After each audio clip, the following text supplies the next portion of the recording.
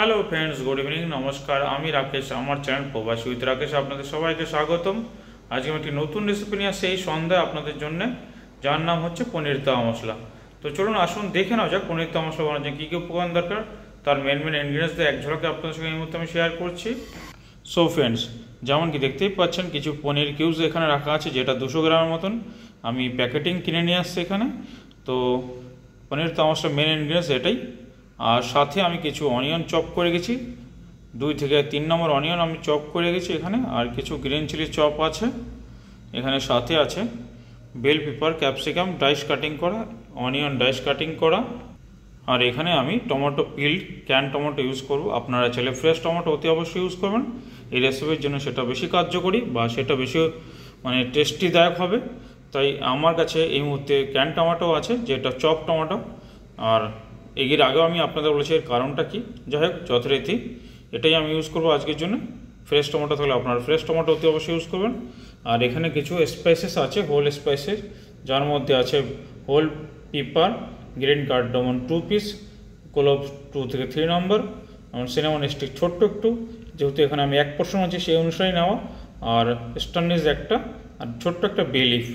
আর এই রেসিপিটি বানানোর জন্য আমি এখানে সাদা তেল ইউজ করবো। আপনারা চাইলে পরে ঘি বা বাটার ইউজ করতে পারেন, ঘি থাকলে অতি অবশ্যই ভালো হয়, বাট আমার কাছে সাদা তেল উপরও দিয়ে আছে, তো এই সাদা তেল দিয়ে আমি রেসিপিটা বানাবো, কোনো অসুবিধা নেই। তো চলুন আসুন যথারীতি প্যানে এগিয়ে যাওয়া যাক এই রেসিপির জন্যে। এইখানে আমি একটা ডিপ প্যান নিয়েছি গ্রেভিটা বানানোর জন্য, পনির তাওয়া মশলার তাওয়া গ্রেভিটা। তা এবার আমি সাদা তেল এর মধ্যে কিছুটা ঢেলে নেব। সো দেখতেই পাচ্ছেন তেলটা হিট হয়ে আসছে। এর উপর থেকে আমি যে হোল স্পাইসগুলো নিয়েছিলাম সেগুলো ঢেলে দেবো।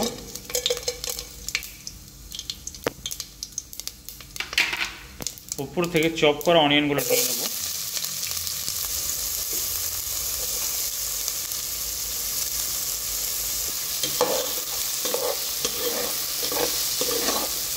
অনিয়নগুলোকে এভাবে কন্টিনিউয়াসলি নাড়তে থাকবেন আপনারা, যখন না ব্রাউন হয়ে আসছে।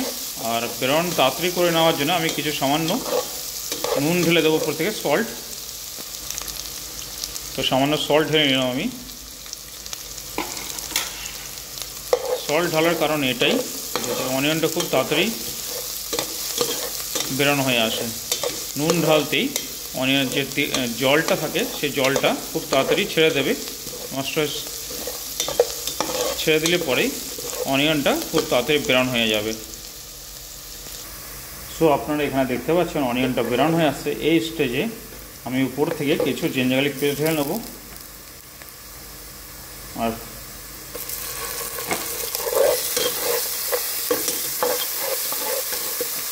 সামান্য কিছু জল ঢেলে নেব।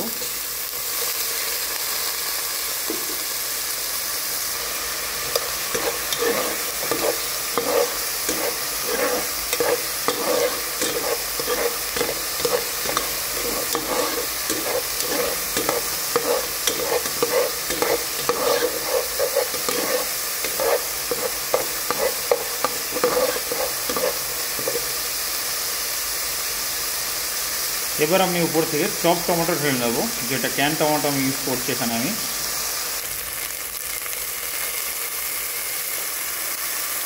পরিমাণ অনুসারে আপনারা ঢেলে নেবেন। আমি অলমোস্ট 180 গ্রামের মতন, 200 গ্রামের মতন আমি অনিয়ন চপ ঢেলেছিলাম, সেই অনুসারে আমি টমেটো চপ ঢেলে নিলাম।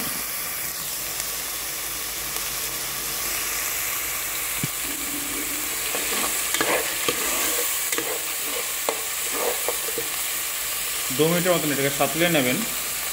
এখানে একটা জিনিস আপনাদের সাথে শেয়ার করছি, দেখতে পাচ্ছেন এটা টমেটো বেস গ্রেভি, যেটা আমি আপনাদের আগেও বলেছি মখনি গ্রেভি বলে এটাকে। এই গ্রেভিটা আমি বানিয়ে রেখেছিলাম, আমার কাছে স্টক ছিল, তাই আমি ফ্রিজার করে রেখেছিলাম যাতে খারাপ না হয়ে যায়। টমেটো গ্রেভি বা মখনি গ্রেভি কিছুই না, এটা বাটার চিকেন সসের ক্ষেত্রে বা যে কোনো গ্রেভি, যে কোনো ডিশ বানানোর পারপাসে এটা ইউজ করতে পারেন। আপনারা বানিয়ে এভাবে স্টক করতে পারেন ফ্রিজার করে। কিছুই না, অনিয়ন ছাড়া এখানে টমেটো এবং ক্যাশিউ নাট দুটোকে ভালো করে বয়েল করে ভালো করে ব্লেন্ডার করে নেবেন, এবং সল্ট আর টার্মেরিক পাউডার দিয়ে ভালো করে কুক করে এটা ফ্রিজার ঠান্ডা করে নিয়ে ফ্রিজার করে রাখতে পারেন, যখন যে কোনো গ্রেভি পারপোজে আপনারা এটা ইউজ করতে পারেন। তো আজকে আমি এই পনির তাওয়া মশলার ক্ষেত্রে এটা ইউজ করবো, তাই এটাকে বের করে গেছিলাম। তো চলুন, ওদিকে কুক হয়ে আসছে, 2 মিনিট হয়ে গেছে। এবার মশলা ইন্ডিয়ান এক্সপ্রেস আমি ঢেললাম ওর মধ্যে। এই স্টেজে আপনারা কয়েকটা কিছু ফলো করে নেবেন। এবার একে একে মশলাগুলো সব ঢেলে নেবেন। 1 টিস্পুন রোস্টেড কামিন পাউডার দিয়ে নিলাম এবং almost 1 teaspoon coriander powder, turmeric powder 1 teaspoon বা 1.5 টিস্পুন, আমি 1.5 টিস্পুন দিলাম এখানে। কাশ্মীরি চিলি পাউডার 1 টিস্পুন দেবো আমি, এবং গ্রিন চিলি যে চপ করে রেখেছিলাম সেটা আমি দিয়ে নেব। এবার একটু সাঁতলে নেব আর হালকা একটু জল দিয়ে নেব, যাতে মশলাটা জ্বলে না যায়, যেহেতু পাউডার মশলা, তার জন্য আমি একটু হালকা জল দিয়ে নেবো উপর থেকে। আর 2 মিনিটের মধ্যে সাঁতলে নেবো, এটাকে আমি 2 থেকে 3 মিনিট সাঁতলে নেব।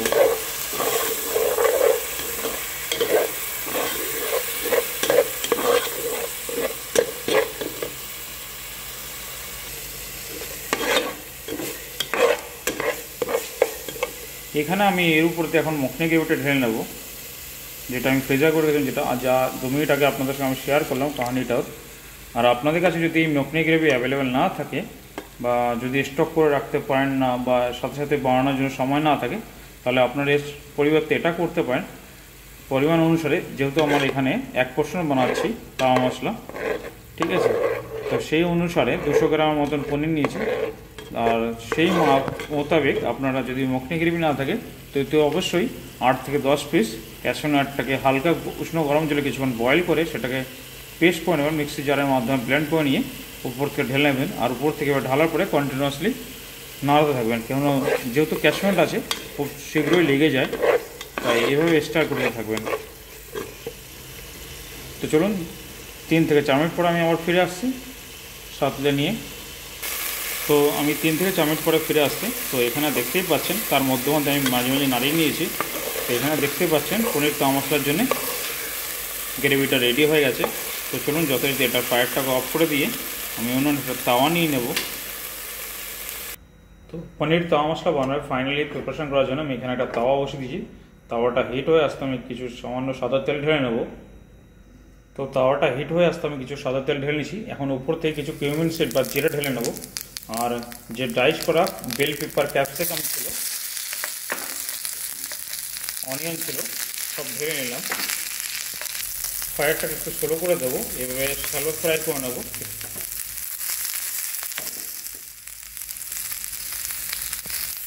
উপর থেকে কিছু সামান্য পরিমাণ নুন দিয়ে নেব।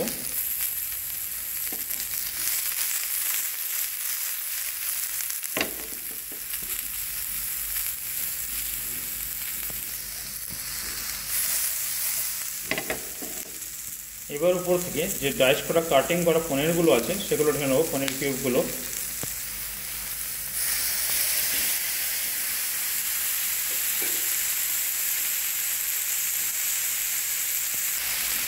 পনিরটাকে এবার 2 মিনিটের মতন সাঁতলে নেবেন।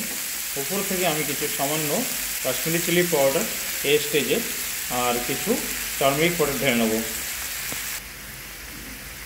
কিছু এভাবে ছিটিয়ে দেবেন টার্মারিক পাউডার আর সামান্য কিছু কাশ্মীরি চিলি পাউডার। তো যথারীতি সাঁতলে নেবেন। যেহেতু পনিরের মধ্যে একটু জল ছিল, যেহেতু ফ্রিজে ছিল রাখা, পনিরটা বাইরে বের করতে একটু জল ছিল, তাই জন্যে ফায়ারটা আমি একটু তেজ করে দিলাম। আবার 2 মিনিটের মতো এবার সাঁতলে নেব।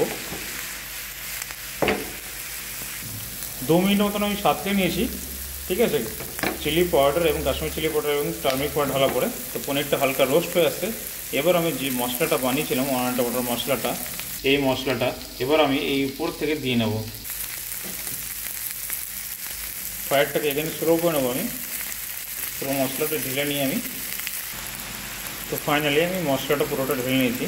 এবার ধীরে ধীরে এই তাওয়ার উপরে একটু একটু করে নাড়িয়ে নাড়িয়ে কুক করে নেবেন। 3 থেকে 4 মিনিটের মতন এবার কুক করে নেবেন। তো 3 থেকে 4 মিনিট পর আমি ফিরে আসছি আবার। তো যতটুকু দেখতে পাচ্ছেন অলমোস্ট রেডি হয়ে আসছে। আর এই টাইমে আমি সিজনিংটা একবার চেক করে নিয়েছি যে নমক মির্চি সব বরাবর আছে কিনা। তো একদম পারফেক্ট আছে। আপনারা চাইলে কম বেশি থাকলে পরে নমক মির্চি আপনারা যতটা পছন্দ করেন সেই হিসাবে আপনারা ঢেলে নিতে পারেন এই মুহূর্তে। বাট আমার জন্য আমার এখানে টেস্ট অনুসারে আমার পারফেক্ট লাগছে। ঠিক আছে, পনির তাওয়া মশলা মানেই অবভিয়াসলি তাওয়া পেপার একটা ডিশ। তো আপনারা চাইলে তাওয়াতে ঘরে যদি থাকে তাওয়া, তো এইভাবে ধীরে ধীরে ধীরে প্রিপারেশন করবেন, তাতে কি ডিশের যে একটা ফ্লেভার, তাওয়ার যে একটা ফ্লেভার, সেই ফ্লেভারটা রোস্ট করতে যেমন তন্দুরের ডিশের তন্দুরে একটা ফ্লেভার হয়, সেটা তাওয়ার ডিশের তাওয়াতে একটা ফ্লেভার একটা আসে আলাদা।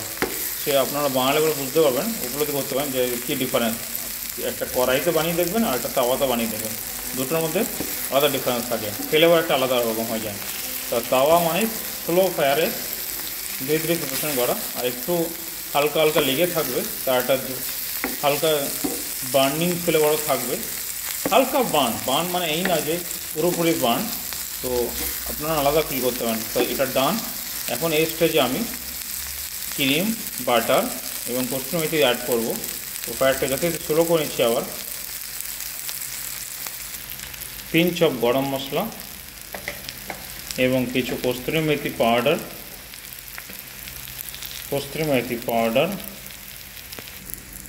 হালকা ক্রিম,